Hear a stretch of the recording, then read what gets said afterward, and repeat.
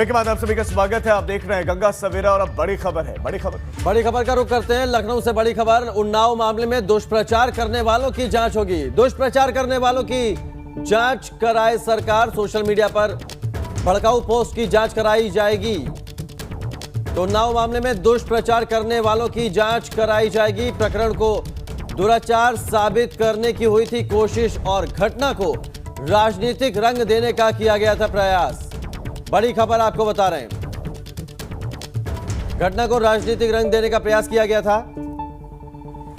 तो घटना को अंजाम दिया गया, उसके बाद ऐसी कोशिश की गई कि राजनीति इस पर हो सके, इस तरह से इसको दिखाने का प्रयास किया गया, प्रस्तुत करने का प्रयास किया गया। ऐसे में भड़काऊ पोस्ट डाले गए तो ऐसे में उन लोगों पर कार्रवाई हो सकती है।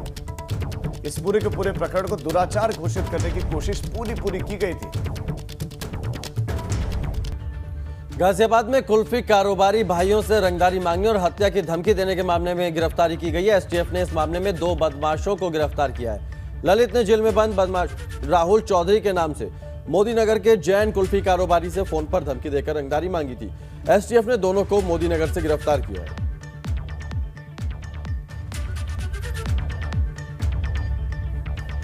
और अब बुंदेलखंड की हर छोटी बड़ी खबर सुपर फास्ट अंदाज में। चलिए शुरू करते। बांदा में अज्ञात कारणों के चलते युवक ने फांसी लगाकर आत्महत्या कर ली। जानकारी होने पर परिजनों ने पुलिस को घटना की सूचना दी। मौके पर पहुंची पुलिस ने शव को कब्जे में लेकर पोस्टमार्टम के लिए भेज दिया।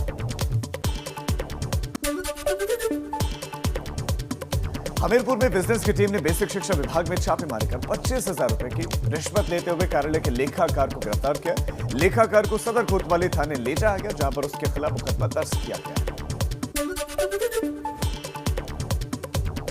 चित्रकूट में मिट्टी का टीला ढहने से एक बच्ची समेत 3 लोगों की मौत हो गई। इस घटना में 3 लोग गंभीर रूप से घायल भी हो गए। कई लोगों के मलबे में दबे होने की आशंका है। मलबा हटाने में प्रशासन जुटा हुआ है। जालौन में शिक्षा विभाग की घोर लापरवाही का मामला सामने आया, जहां पर बच्चों को 2020-21 के सत्र के लिए बांटी जाने वाली किताबों को कूड़े की तरह रखा गया। मामला प्रकाश में आने के बाद अधिकारी अपनी जिम्मेदारी से पल्ला झाड़ रहे हैं।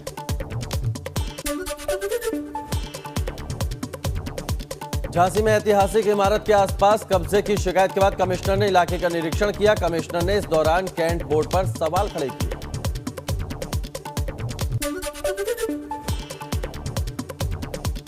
सपा के पूर्व जिलाध्यक्ष पर डंडे के बल पर जमीन हथियाने का आरोप लगा है। लोगों का कहना है कि विरोध करने पर पूर्व जिलाध्यक्ष ने 1 दर्जन गुंडों के साथ गाली गलौज, मारपीट और जान से मारने की कोशिश की।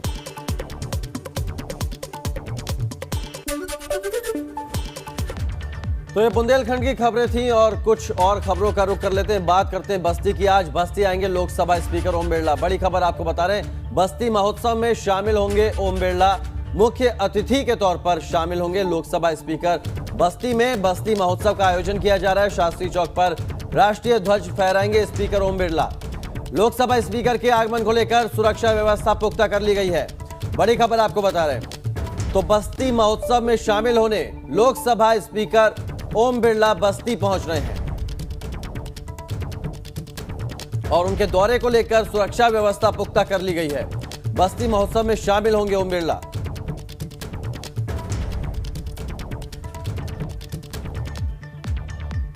और अब बात यूपी के बजट सत्र की। बजट सत्र का दूसरा दिन भी हंगामेदार रहा। दूसरे दिन भी विधानसभा सत्र की हंगामेदार शुरुआत हुई। मुख्यमंत्री योगी आदित्यनाथ और नेता प्रतिपक्ष राम गोविंद चौधरी ने यूपी के पूर्व राज्यपाल मोतीलाल वोरा के निधन पर शोक प्रस्ताव पढ़ा। सत्र के दूसरे दिन 6 विधेयक सदन के पटल पर रखे गए, जिसमें यूपी चलचित्र संशोधन विधेयक 2021, सोसाइटी रजिस्ट्रेशन विधेयक 2021, यूपी भूगर्भ जल संशोधन विधेयक 2021, यूपी स्पोर्ट्स यूनिवर्सिटी विधेयक 2021, स्टेट आयुष यूनिवर्सिटी यूपी संशोधन विधेयक 2021, यूपी गन्ना पूर्ति खरीद विनियम संशोधन विधेयक 2021 शामिल है। जहां तक केंद्र सरकार के द्वारा बनाए गए 3 कृषि कानून हैं, मैं विनम्रता के साथ कहना चाहूंगा कि केंद्र सरकार ने इसके लिए किसान संगठनों के साथ बड़े सम्मान के साथ वार्ता के लिए आमंत्रित किया। कई दौर की बातचीत हुई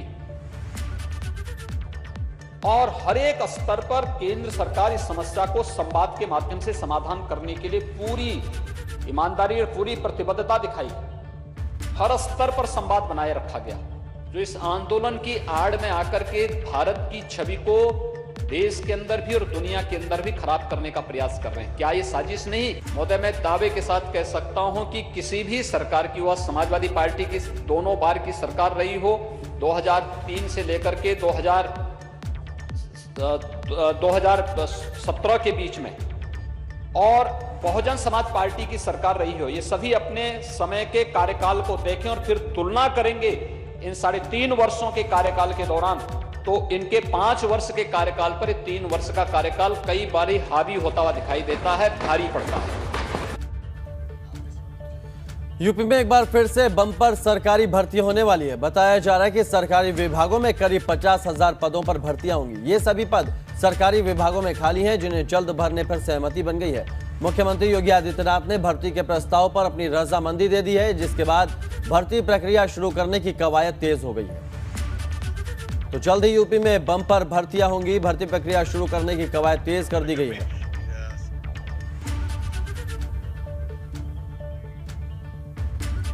संघ प्रमुख मोहन भागवत प्रयागराज के दौरे पर है और उनके प्रयागराज दौरे का दूसरा दिन है आज। मोहन भागवत गंगा की स्वच्छता को लेकर विचार मंथन करने वाले हैं। गंगा समग्र अभियान से जुड़े हुए कार्यकर्ताओं को संबोधित करेंगे मोहन भागवत। संघ प्रमुख मोहन भागवत के प्रयागराज दौरे का दूसरा दिन है आज। और यार, आज गंगा समग्र अभियान से जुड़े हुए कार्यकर्ताओं को संबोधित करने वाले हैं। तो संगम तट पर उन्होंने पूजा अर्चना की थी। उसके बाद लेटे हुए हनुमान जी के दर्शन करने के लिए भी पहुंचे मोहन भागवत। और आज के दिन के कार्यक्रमों की बात करें तो आज के दिन संबोधित करना है उनको जल समग्र अभियान से जुड़े हुए, गंगा समग्र अभियान से जुड़े हुए कार्यकर्ताओं को।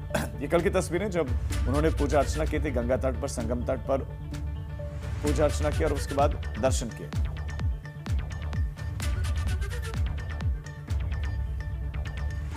तो चलिए इन्हीं खबरों के साथ अब रुक कर लेते हैं पश्चिमी यूपी की कुछ खबरों का फटाफट अंदाज में। चलिए शुरुआत करते हैं। गाजियाबाद में पुलिस ने नकली किताब बनाने वाली कंपनी में छापेमारी की। छापेमारी के दौरान पुलिस ने भारी मात्रा में नकली किताबें भी बरामद की। जानकारी के मुताबिक नकली किताबों की कीमत करीब 4 करोड़ बताई जा रही है।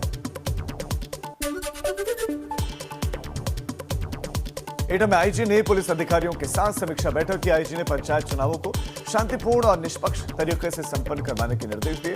आईजी ने पुलिस लाइन और थाने का निरीक्षण भी किया। कासगंज सिपाही हत्याकांड में मुख्य आरोपी अब भी पुलिस की गिरफ्त से दूर है। घटना के 11 दिन बीत जाने के बाद भी पुलिस मुख्य आरोपी मोती सिंह तक नहीं पहुंच पाई है। फिरोजाबाद में रिजर्व पुलिस लाइन में सिपाही ने पंखे से लटककर खुदकुशी कर दी। बताया जा रहा है कि प्रेमिका ने शादी के लिए सिपाही को मना कर दिया, जिसके बाद सिपाही ने अपनी जान दे दी। मथुरा में पेट्रोल डलवाने को लेकर एक शख्स का पेट्रोल पंप कर्मचारियों से विवाद हो गया, जिसके बाद बाइक सवार युवकों ने और लोगों को बुलाकर पेट्रोल पंप पर हंगामा कर दिया। सहारनपुर की थाना फतेहपुर पुलिस ने 50 लाख स्मैक के साथ 2 अभियुक्तों को गिरफ्तार किया है। मुठभेड़ के बाद गिरफ्तारी हुई। अधिवक्ताओं के कब्जे से एक मोटरसाइकिल, अवैध तमंचा, 490 ग्राम स्मैक बरामद किया गया है, जिसकी कीमत 50 लाख रुपए बताए जा रहे हैं। और ये अभियुक्त गिरफ्तार हो गए। शामली में कृषि कानून के बाद अब गन्ना किसान भुगतान को लेकर बात कर रहे हैं। गन्ना भुगतान की बात कर रहे हैं। किसानों का कहना है कि पिछले साल का भी गन्ना भुगतान नहीं किया गया है। गन्ना अधिकारी जल्द भुगतान की बात कर रहे हैं।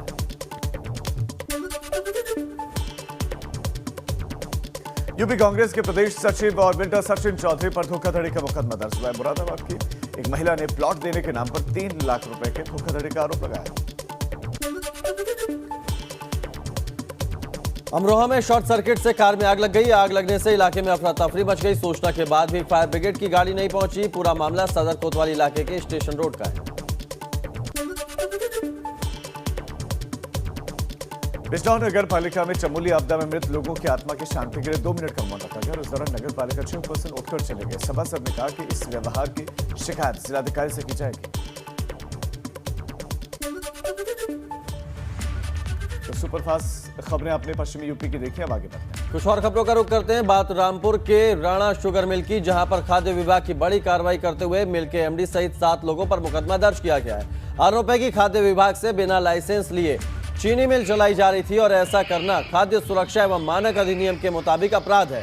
निरीक्षण के दौरान पता चला कि राणा शुगर मिल के मालिकों ने पिछले 2 साल से लाइसेंस ही नहीं लिया था और बिना लाइसेंस के शुगर मिल चलाई जा रही थी और अब इस पर कार्रवाई की गई है।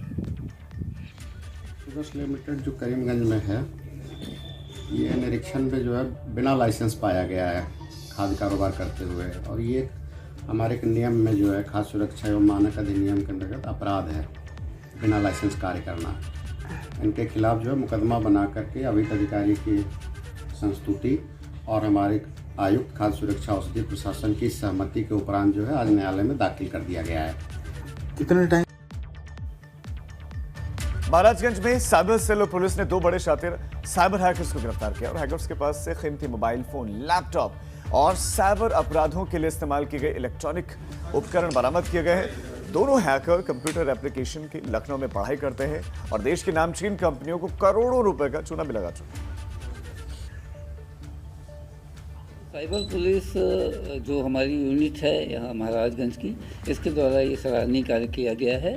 इसमें 2 हैकर्स को पकड़ा गया है और ये दोनों स्टूडेंट हैं। एक का नाम है विशाल यादव और दूसरे का नाम है आकाश यादव। ये हैकिंग के जरिए ई कॉमर्स कंपनियां हैं उनको ये चूना लगाते थे और बड़ी मात्रा में इन्होंने लगभग 1 करोड़ से अधिक की ठगी की हुई है। अलीगढ़ में बदमाशों ने एक बार फिर पुलिस प्रशासन को चुनौती दी है। अलीगढ़ में ज्वेलर्स के घर में पत्नी को बंधक बनाकर बदमाशों ने लूटपाट की और लूटपाट का विरोध करने पर महिला की हत्या कर दी। पुलिस चौकी से महज कुछ मीटर दूर बदमाशों ने वारदात को अंजाम दिया। फिलहाल पुलिस पूरे मामले की जांच में जुटी है। थाना वारसी अंतर्गत एक सरोजनगर मोहल्ला में पुलिस को सूचना मिला है लगभग 5:30 बजे के आसपास एक मकान में एक औरत का बाथरूम के अंदर घायल अवस्था में पड़ी है और उसके बाद पुलिस तुरंत हॉस्पिटल लेके गया। उसके पति भी साथ में आ गया था, तुरंत आप हॉस्पिटल ले गए और जो हॉस्पिटल ले गए उसके बाद JN मेडिकल ले गए। JN मेडिकल में उनका मृत्यु डिक्लेयर किया है और मैं भी घटनास्थल तुरंत पहुंच गया हूँ। हमारा पूरा टीम है, हमारा क्राइम ब्रांच टीम, हमारा SHO Kawasi, CO additional SP और फोरेंसिक टीम सभी मौके पर आ गए। डॉग स्पॉट भी आ गया। अब खबर गाजियाबाद से, जहां थाना इंदिरापुरम में छात्रा की मौत और 12वीं मंजिल से गिरकर छात्रा की मौत हो गई है। गाजियाबाद से खबर है, इंदिरापुरम थाना में एक छात्रा की मौत हो गई है। पुलिस जांच कर रही है कि गिरकर मौत हुई है या किसी ने फेंका है, हत्या या आत्महत्या। चलिए अब आगे बढ़ते हैं और अब आपको उत्तराखंड की खबरें दिखाते हैं। वफा से उत्तराखंड में 21 फरवरी को होगी रैंकर्स परीक्षा। 996 पदों के लिए 2 पाली में आयोजित की जाएगी परीक्षा। 11,000 से ज्यादा अभ्यर्थी होंगे शामिल। ITBP के DG SS देशपाल ने आपदा प्रभावित क्षेत्र तपोवन और रैणी का दौरा किया और आपदा के दौरान रेस्क्यू करने वाले ITBP के जवानों का मनोबल बढ़ाया, हौसला अफजाई।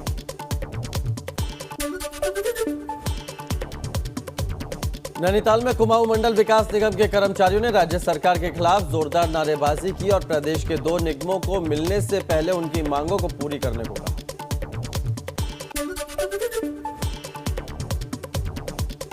कैबिनेट मंत्री अरविंद पांडे पंचायत भवन का लोकार्पण करने के लिए विकास नगर पहुंचे, जहां पर उन्होंने कहा कि प्रदेश की सरकार पंचायती सिस्टम को मजबूत करने में लगी है। हरिद्वार में महाकुंभ के कामों से विदेशों से आने वाले संत भी नाराज हैं। नेपाल से कई संतों ने जो कुंभ में शामिल होने के लिए हरिद्वार पहुंचे थे, उन्होंने नाराजगी जताई।